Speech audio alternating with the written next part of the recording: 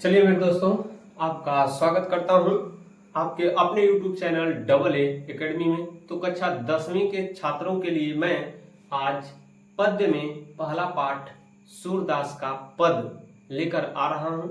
तो पद पढ़ने से पहले हम लोग क्या करते हैं, तो पद पढ़ने से पहले हम लोग सूरदास के संक्षिप्त जीवन परिचय और पूर्ण विस्तृत रूप से जीवन परिचय के बारे में अध्ययन करते हैं। फिर इसके पश्चात हम लोग उनके पद की ओर बढ़ेंगे और पद को एक एक करके धीरे धीरे छोटे छोटे हिस्से में क्या किया जाएगा, सीखा जाएगा। तो चलिए मेरे दोस्त, हम लोग आते हैं सूरदास के जीवन परिचय की ओर। किधर आते हैं? सूरदास के जीवन परिचय की ओर आते हैं। तो चलिए देखते हैं, आइए कहाँ पर हैं हम लोग। तो आ जाते हैं अपने फर्स्ट पेज पर। चलिए देखते हैं दोस्त, कहाँ पर?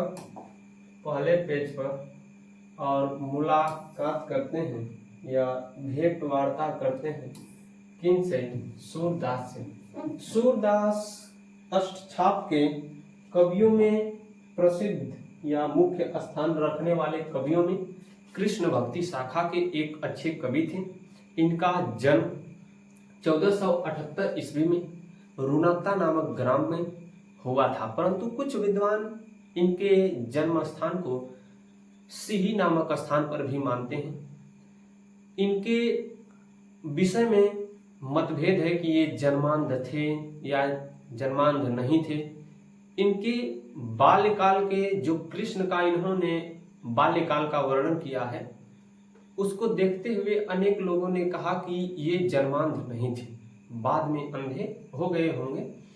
तो इनके बारे में जो भ्रांतियां हैं, जो इनका जीवन परिचय है, इनकी रचनाएं हैं सूरसागर, सूरसरावली, साहित्य लहरी।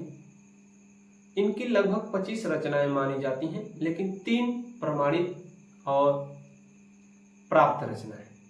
चलिए मेरे दोस्त, इनके जीवन परिचय के बारे में देखते हैं। इनका संक्षिप्त जीवन परिचय देखते हैं। तो जन्म 1478 ईस्वी में, जैसा कि हमने बताया। जन्म स्थान रुनकता। पिता रामदास सारस्वत ब्राह्मण थे।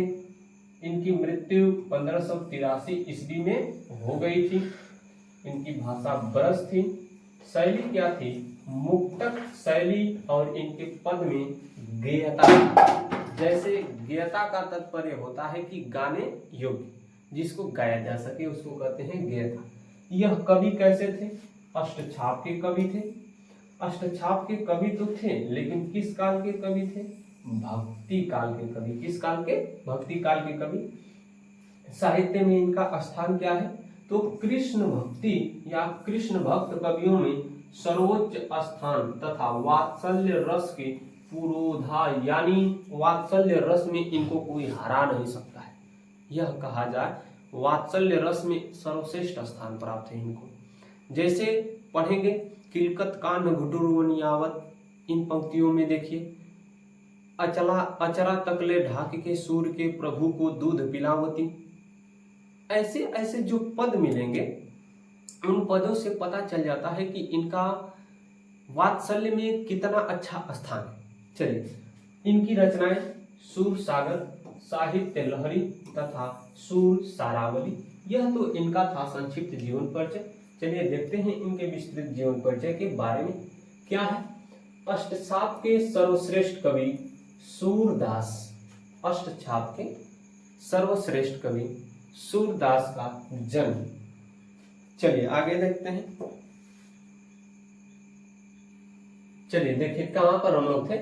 हमने संक्षिप्त जीवन परिचय बताया। हमने बताया कि अष्टछाप के सर्वश्रेष्ठ कवि कौन? सूरदास। अष्टछाप मतलब कि कृष्ण भक्ति शाखा में 8 लोग समूह बनाए और वे 8 लोग क्या करते थे? रचना को रचने का काम करते थे। किसके लिए? कृष्ण की भक्ति में जो रचनाएं रची गई थी उसे कृष्ण भक्ति शाखा, और उसमें 8 कवि थे। वे लोग कृष्ण का गुणगान किया करते थे।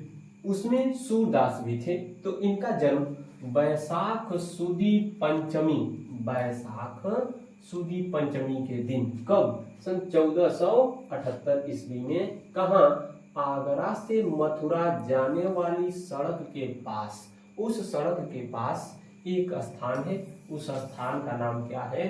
रुनकता नामक गांव। रुनकता नामक गांव में हुआ था। देखिए, बैसाख सुदी पंचमी के दिन 1478 ईस्वी में कहां से? आगरा से मथुरा जाने वाली सड़क के किनारे रुनकता नामक गांव में सूरदास का जन्म हुआ था। परंतु कुछ विद्वान दिल्ली के पास, किसके पास? दिल्ली के पास सिही नामक स्थान पर भी इनका जन्म मानते हैं। तो आगे देखिए, आगे देख लेते हैं।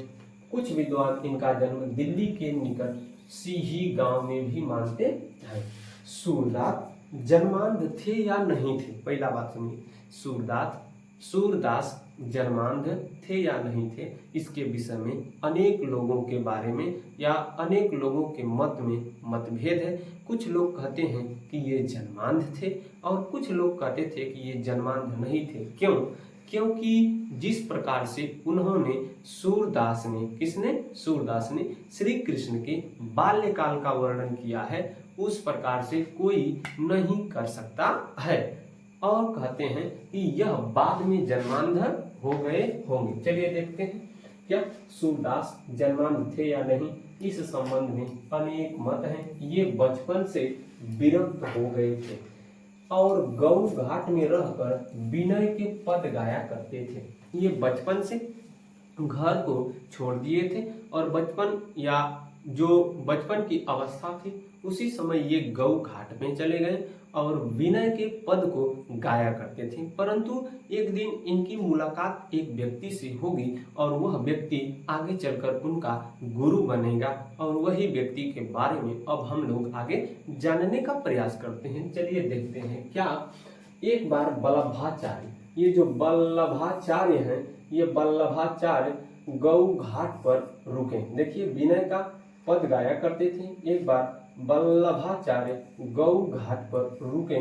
सूरदास ने उन्हें स्वरचित माने अपने द्वारा रचा हुआ एक पद गा कर क्या किया? सुनाया। वल्लभाचार्य ने इनको कृष्ण की लीला का गान करने का सुझाव दिया। ठीक है।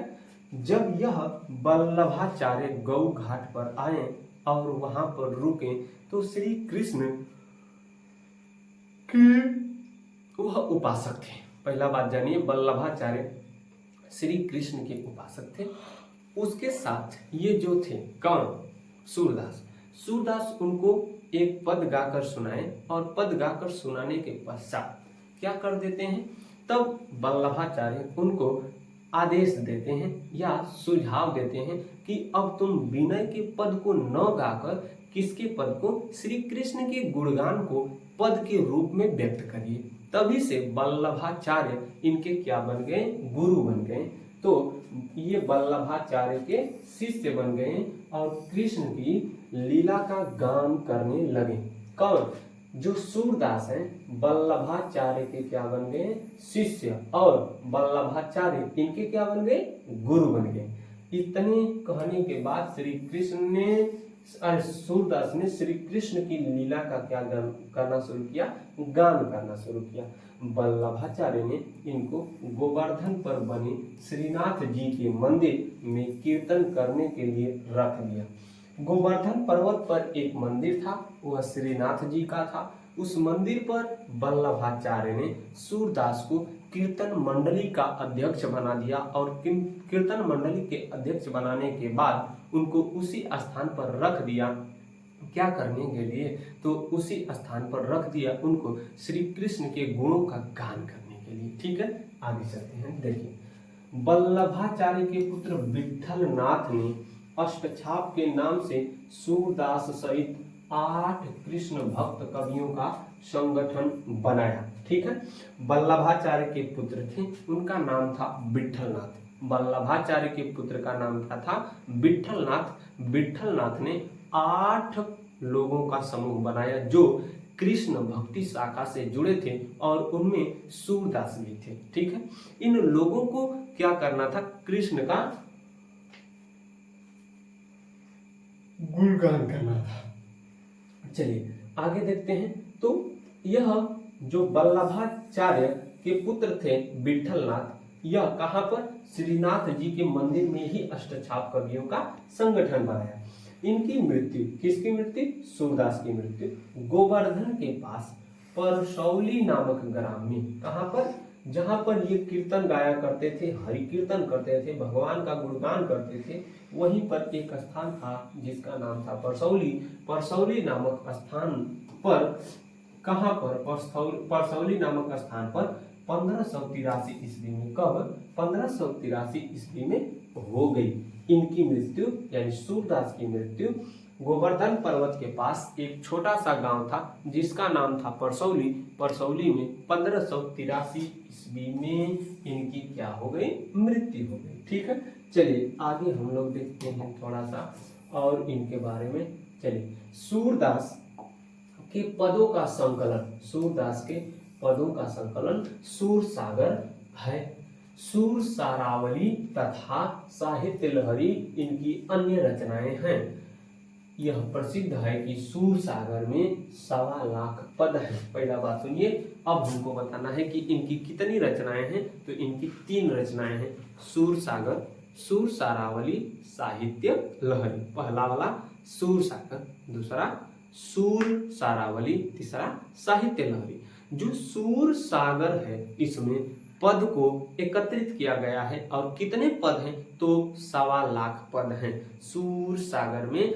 इनकी रचना सूरदास की सूर सागर नामक जो रचना है इसमें कितने पद हैं, 1.25 लाख पद हैं। कितने पद हैं, 1.25 लाख पद हैं। अभी तक केवल 10,000 पद ही मिल पाए हैं।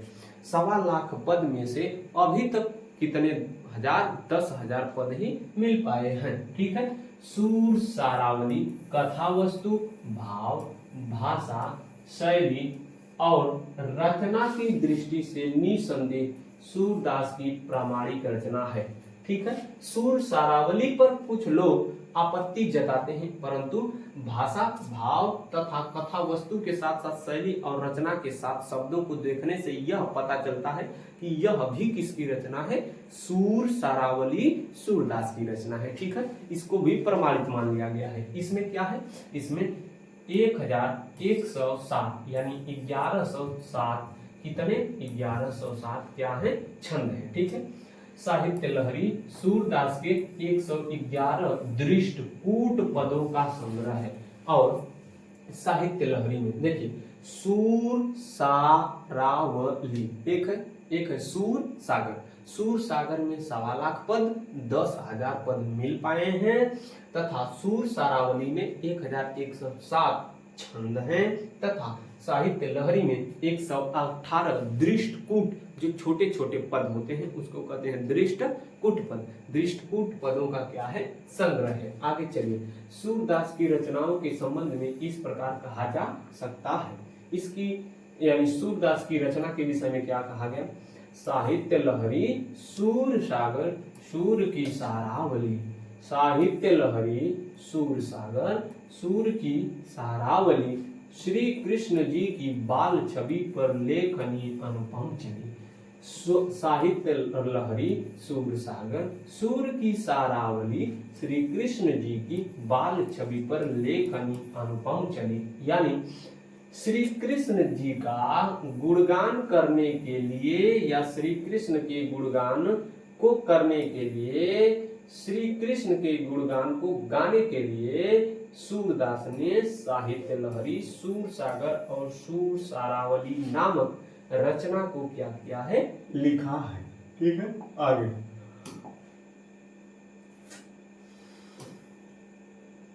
चलिए आगे देखते हैं। आगे क्या है, सूरदास ने कृष्ण की बाल लीलाओं का बड़ा ही विशद यानी विषय के साथ मनोरम, देखने योग्य, अच्छा वर्णन किया है। बाल जीवन का कोई पक्ष ऐसा नहीं है जिस पर इस कवि की दृष्टि न पड़ी हो। अर्थात इस पंक्ति का यह अर्थ है कि जो सूरदास की रचनाओं को सूरदास ने अपनी लेखनी के द्वारा श्री कृष्ण के बारे में लिखा, उसमें एक भी पक्ष उनके बाल्यावस्था का छूटा नहीं है। ठीक है, चलिए आगे देखते हैं क्या और क्या इन्होंने बताया। इसलिए इनका बाल वर्णन विश्व साहित्य की अमर निधि बन गया। इस प्रकार से इन्होंने लिखा कि बाल वर्णन को बहुत ही अच्छे प्रकार से, अच्छे ढंग से सुसंस्कृत करके सजाने का काम किया है। इस कारण यह वात्सल्य रस के बहुत अग्रणी या प्रधान या कनिष्ठ कवियों में गिने जाते हैं। कौन? सूरदास। आगे देखिए, आगे गोपियों के प्रेम और विरह का वर्णन भी बहुत आकर्षक है। जब यह रचना लिखते हैं, अपनी लेखनी को चलाते हैं, उस समय गोपियों के प्रेम और विरह का वर्णन भी बहुत गजब, इन्होंने जबरदस्त ढंग से, अच्छी प्रकार से, गुणाढ़ ढंग से प्रस्तुत करने का काम किया है। चलिए आगे देखिए, संयोग और वियोग दोनों का मर्म स्पर्शी चित्रण सूरदास ने किया है। सूर सागर का एक प्रसंग भ्रमर गीत कहलाता है। सूर सागर जो इनकी पुस्तक है, उसमें एक छोटा सा प्रसंग आता है जिसका नाम है भ्रमरी गीत। भ्रमर गीत, भ्रमरी गीत नहीं, भ्रमर गीत। इस भ्रमर गीत में इन्होंने इतनी अच्छी लेखनी चलाई है दोस्तों कि इसको कहा नहीं जा सकता। जब पढ़ेंगे उसको लयात्मकता के साथ, वैसे नहीं जैसे गद्य पढ़ा जाता है, गद्य की तरह नहीं, पद्य को लयात्मकता के साथ जब पढ़ेंगे तो बहुत ही आपकी जो हृदय में आनंद की प्राप्ति होती है उसको कहा नहीं जा सकता है। ठीक है, आगे देखिए, इस प्रसंग में गोपियों के प्रेमावेश ने ज्ञानी उद्धव को भी प्रेमी एवं भक्त बना दिया है। उस रचना में इतना अच्छा वर्णन है कि जो गोपियां हैं प्रेम के कारण जो ज्ञानी उद्धव है उनको भी पीछे खदेड़ देती हैं। खदेड़ने का मतलब है कि पीछे छोड़ देती हैं, वह जिद पर अड़ जाती हैं और अपनी जिद को उद्धव बाबा से मना भी लेती हैं। आगे देखिए, सूर के काव्य की सबसे बड़ी विशेषता है कि इनकी तन्मयता, ये जिस प्रसंग का वर्णन करते हैं उनमें आत्मविभोर कर देते हैं।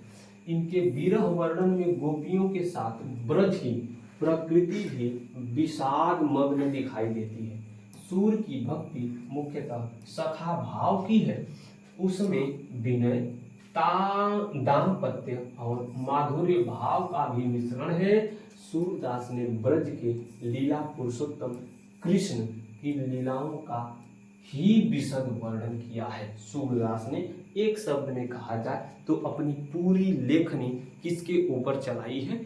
भगवान श्री कृष्ण के ऊपर चलाई है, और उसमें दुखद, विशद, खेलने योग्य, हंसने योग्य, नाचने योग्य, गाने योग्य तथा प्रेम, गोपियों का प्रेम और श्री कृष्ण का प्रेम, उद्धव का प्रसंग तथा अपनी माता के प्रति पुत्र का प्रेम आदि जैसे अंगों को सूरदास ने अलग अलग हिस्से में दिखाने का काम किया है। तो चलिए मेरे दोस्त, यह था आज का सूरदास का जीवन परिचय, और हमने जीवन परिचय को अच्छी प्रकार से देखा। लेकिन आगे चलते हैं। सूरदास का संपूर्ण काव्य संगीत की राग रागिनियों में बधा हुआ है। इसका मतलब कि जो सूरदास है, ठीक है, सूरदास जो पद को लिखे हैं उसको बहुत अच्छी ढंग से गाया जा सकता है। और जब मैं इनके पद को पढ़ाऊंगा दोस्त तो गा गा कर बताऊंगा, और उसके अर्थ को जब गा रहा हूँगा मैं, उस समय यदि आप फिर से एक बार वाचन कर लेते हैं तो उसके अर्थ को अपने आप हृदय में स्थापित कर सकते हैं। चलिए, हाँ, बधा हुआ पद शैली का गीति काव्य है। इनका काव्य कैसा है? गीति। गीति माने गाने योग्य। उसमें भाव साम्य पर आधारित उपमा, उत्प्रेक्षा, रूपक की छटा देखने को मिलती है। उनमें किन्ने सूरदास की रचनाओं में कौन कौन से अलंकार मिलेंगे? उपमा अलंकार, उत्प्रेक्षा अलंकार तथा रूपक अलंकार की छटा देखने को मिलती है। इनकी कविता ब्रज भाषा में लिखी गई है। माधुर्य की प्रधानता के कारण इनकी भाषा बड़ी प्रभावोत्पादक हो गई है। इनकी भाषा में यानी इनकी रचनाओं में माधुर्य गुण का प्रभाव है। ठीक है, इनकी भाषा में माधुर्य गुण का प्रभाव दिखाई देता है। इस कारण इनकी भाषा प्रभावशाली हो जाती है। आगे देखिए, इनकी रचनाओं में व्यंग्य, वक्रता, वाग विदग्धता सूर की भाषा की प्रमुख विशेषताएं हैं। सूरदास की भाषा में क्या क्या मिलेगा? व्यंग मिलेगा, वक्रता मिलेगी, वाग विदग्धता मिलेगी। ठीक है, आगे देखिए, सूर ने मुक्तक काव्य शैली को अपनाया है। यदि आपसे पूछेगा कोई कि सूरदास की शैली कैसी है, तो सूरदास की शैली मुक्तक शैली है। कैसी शैली है? मुक्तक शैली। कथा वर्णन में वर्णनात्मक शैली का प्रयोग हुआ है। अब पूछेगा कि मुक्तक शैली के साथ साथ और किसी शैली का प्रयोग किए हैं, तो आपका उत्तर आएगा कि हाँ, मुक्तक शैली के साथ साथ ये वर्णनात्मक शैली का भी प्रयोग किए हैं। समग्रतः इनकी शैली सरस एवं प्रभावशाली है। समग्र रूप से या पूरे अच्छी ढंग से कहें तो इनकी शैली सरस है और कैसी है? प्रभावशाली है। सूर का प्रत्येक पद सरसता यानी रस के साथ, मधुरता यानी मीठा, कोमलता मुलायम और प्रेम के पवित्र भावों से पूर्ण रूप से भरा हुआ है। सूरदास जी अपनी उत्कृष्ट रचनाओं से हिंदी साहित्य को जो गरिमा प्रदान की है वह अद्वितीय, अतुलनीय है। सूरदास जी हिंदी साहित्याकाश के देदीप्यमान सूर्य है।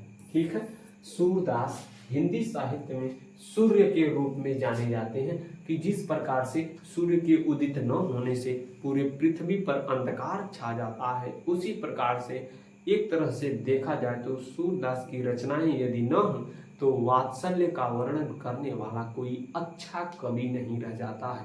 इस कारण इन्हें हिंदी साहित्य का सूर्य कवि भी कहा जाता है। आगे देखिए, जिनके समक्ष कवि साधारण नक्षत्र से आभासित होते हैं, इसलिए कहा गया है सूर सूर तुलसी शशि उटुगन के सवदास अव के कवि खद्योत सम जहाँ तहाँ करत प्रकाश। सूरदास जी हिंदी साहित्य के प्रतिभा संपन्न कवि थे।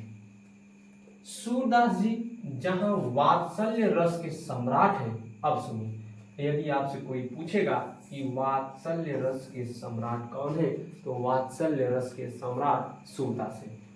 सूरदास वात्सल्य रस के सम्राट हैं, वहीं श्रृंगार रस को सौंदर्य प्रदान करने में भी समर्थ है।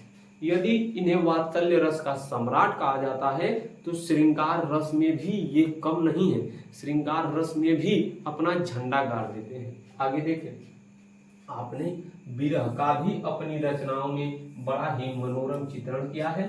सूरदास जी का हिंदी साहित्य में कृष्ण भक्त कवियों में सर्वोच्च स्थान है। सूरदास के बारे में अब तक हमने जो देखा यह आपके सामने अपनी भाषा में प्रस्तुत करने का काम किया। तो चलिए मेरे दोस्त, आज के लिए बस इतना ही और मिलेंगे अगले दिन पद को लेकर। जय हिंद दोस्तों, नमस्कार।